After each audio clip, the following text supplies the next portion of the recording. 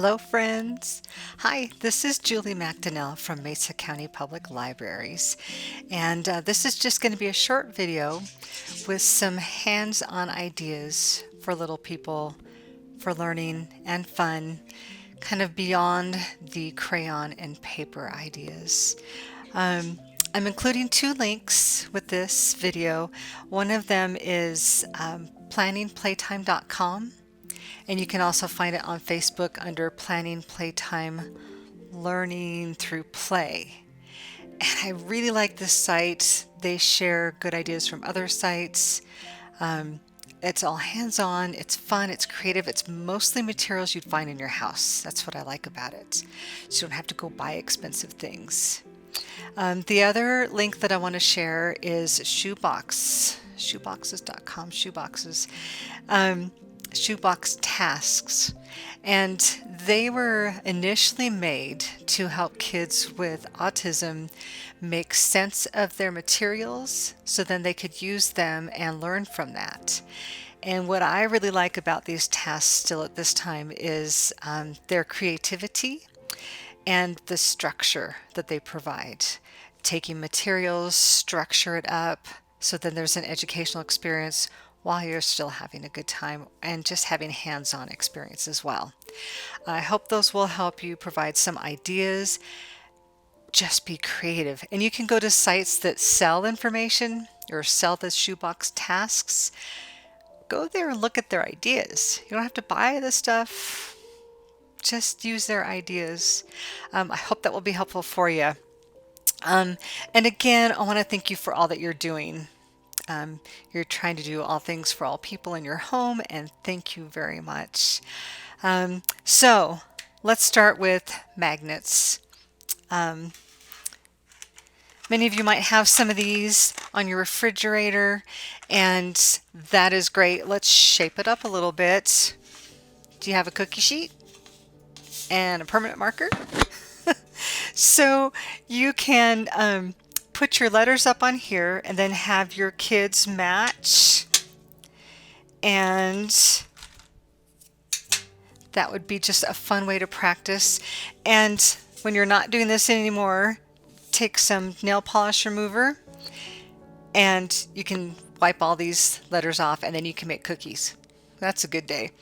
Maybe you've got some older kids and you hand them the lowercase alphabet, and they have to line up the lowercase with the capital letters. LMNOP. And a pro tip for this, line up your letters first before you write on here, because you'll be surprised how they don't line up. So line up your letters first, and then you have fun with your cookie sheet and some letters. Another idea is using those alphabet letters, and you have an old, this is quite dusty, an old metal box. Again, I made this for the library, so yours doesn't have to be laminated, but I went online and I found those first grade sight words, and then this whole box is filled with the little magnet letters. So they can put the word up here and try to find the letters and spell out the word up here. These are not the right letters because I don't want to take the time to find them all. But put your word here, put the magnet letters up there, switch it out, do your next one. But what a fun way to get to practice the words that you need to do with magnets and something you have in your own home. Maybe you don't have a box quite this big. That is okay. Just one little metal card files, that would work too. Just make it a little bit smaller, but use what you have. That's what I really want to encourage. Use what you have. So we've got those ideas, and whoa.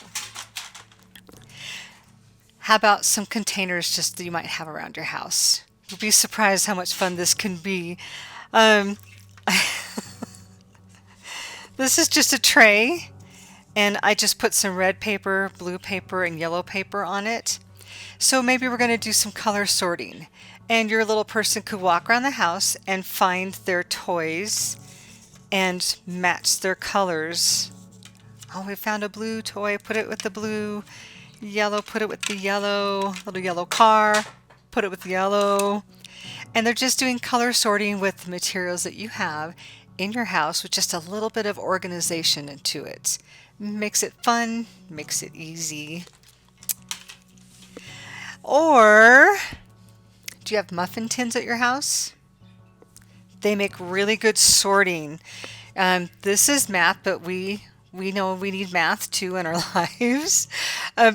Take these ideas, make what you need. So maybe your kids, you give them a container full of change, and you set this in front of them, put the pennies here, the nickels here, and the dimes here, so they could sort the materials that way. Or older kids, maybe you say, well, here's your change. How can you make 36 cents or 72 cents or 93 cents? Whatever you need, but gives them a little structure, a little practice, a little hands-on with materials that you have in your house. How about egg cartons? This is going to make you laugh. I made this a couple years ago in Fruta. Somebody had brought us this huge bag of wine corks. I'm not saying to drink this much, but I'm saying use what you have. So I took the wine corks and I put numbers on them on one end. And you could set this in front of anybody. And they pick up the wine cork, and then we've got the numbers written on the individual egg carton spaces. And you just put it in there. Use the materials that you have. Make it be what you need it to be. And this has been so much fun, and it's safe for all ages. It was free, and you can use egg cartons for a ton of things. How about, speaking of eggs, do you have these left over from Easter? Does this look like work? No, it looks like you're going to have a good time. Yes, you can. So put this in front of your youngster, and you could do color identification, or this one. Okay, so pick up an egg, open it up, and sight word big. Pick up the next word, egg, open it up, sight word me. So this can be work. It can be fun. Hopefully you have some leftover eggs from Easter. Use them however you'd like them. But these can be fun. These can be work. How about, okay, this is the fruit veggie tray that you bought to invite those people over. Now I have Scrabble letters in here, and maybe we're just going to sort. So I put all the A tiles in there, the O tiles in here, the I tiles in there, just sorting letters, letter recognition, matching, sorting. Or maybe we're going to make it a little bit tougher, and we're doing word families. So we could pick up a letter, letter L, A-T, lat. That's not a word. Let's not put it in there. L-I-D, lid. That could go in there, you bet.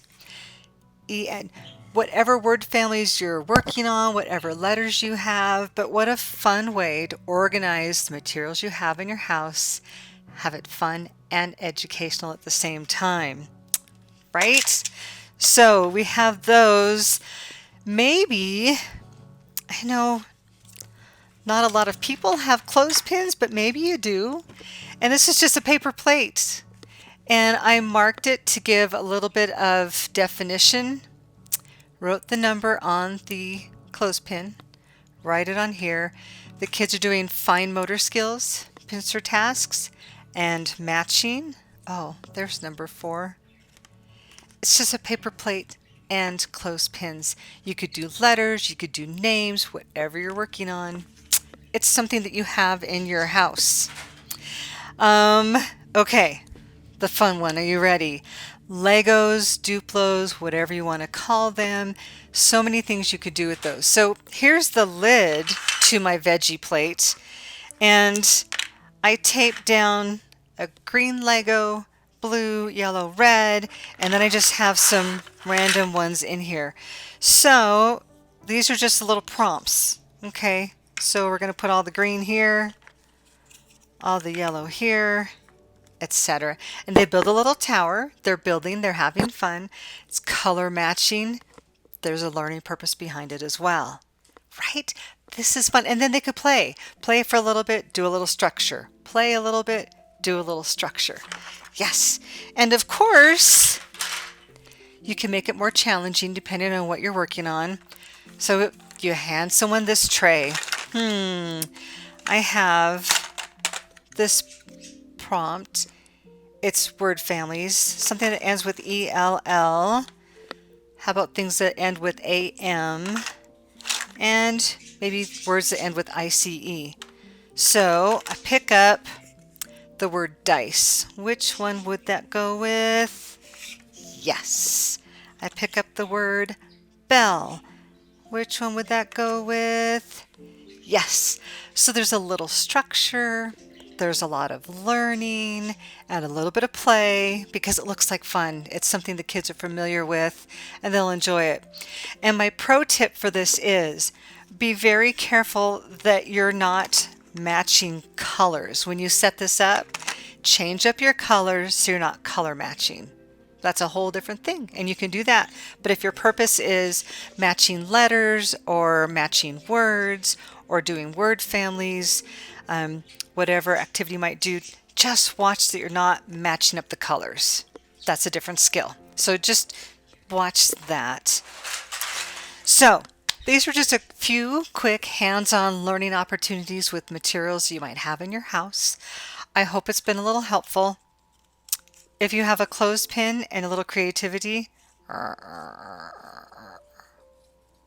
won't sing the Baby Shark song, but you can have fun. You can have fun. Be creative. Continue to look at mcpld.org and the Mesa County Public Libraries on Facebook. We're going to keep putting out information for you. Please give us some feedback. Let us know what you want more of, what you'd like to see, what we can do to help you and your families at this time. We really all miss you. We hope to see you soon. Bye.